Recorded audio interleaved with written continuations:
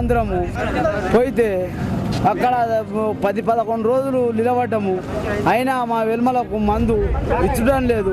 అక్కడ చైర్మన్ ఉండి కూడా మాకు ఏం సారు మరి మాకు మందు కావాలి అని అంటే సుఖ ఆ చైర్మన్ సాపు అక్కడనే కమటంకు ఐలాపురంకి అట్టే సప్లై చేస్తున్నాడు.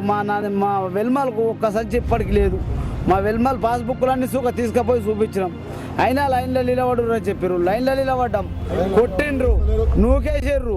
నూకెత్తే పోలీస్ స్టేషన్ పోయినాం. పోలీస్ స్టేషన్ పోతే పోలీస్ స్టేషన్ నుంచి ఫోన్ చేస్తే ఆ పోలీస్ స్టేషన్లో ఫోన్ చేసి ఆ సార్కు ఎస్ఐ చెప్పినాం.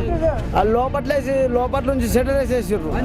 అయినా కూడా మరి మందు ఎందుకు ఇయ్యకొచ్చారు మాకు అని వేసిన సంది ఇప్పటిదాకా మందు లేదు. పొలాలు వేసిన సంది ఇప్పటిదాకా మందు లేదు. సార్ నైట్లో సార్ ప్రెసిడెంట్ను అయితే ఏమవుతుందంటే ఐలాపూర్కు మొత్తం 6 గ్రామాలు ఉన్నాయి. 6 గ్రామాలకు ఐలాపూర్లో ఫుల్ వాళ్ళ స్టాక్ నిండిపోయింది. అయినా వాళ్ళ ఇళ్ళలో మందు బ్యాగులు ఉన్నాయి. మేమేమో వచ్చిందే రాలేదని కనుక్కొని పోయేటోళ్ళకే 10-10:30 అవుతుంది. మాకు జిరాక్సులు ఇవ్వమన్నారు. వెల్మలో జిరాక్సులు ఇచ్చినాం.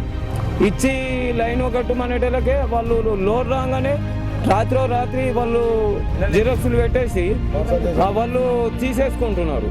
మళ్ళీ మేము లైన్ లాస్ట్కి అయిపోతున్నాం.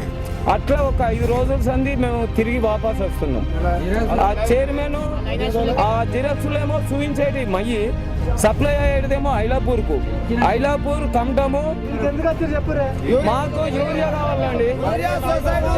ఒకటి కావాలి. మా వెల్మల్ విలేజ్లో మా నందిపేట మండలంలో మేజర్ విలేజ్ వెల్మల్. మా మేజర్ గ్రామ పంచాయతీ అయితే మా గ్రామంలో మొత్తము పొలము సాగుబాటు 4000 ఎకరాలు సాగుబాటు అవుతుంది. లేదండి మాకు దయచేసి మాకు మా కౌంటర్ కావాలా. మళ్ళొకటి మా విలేజ్లో యూరియా దింపాలి.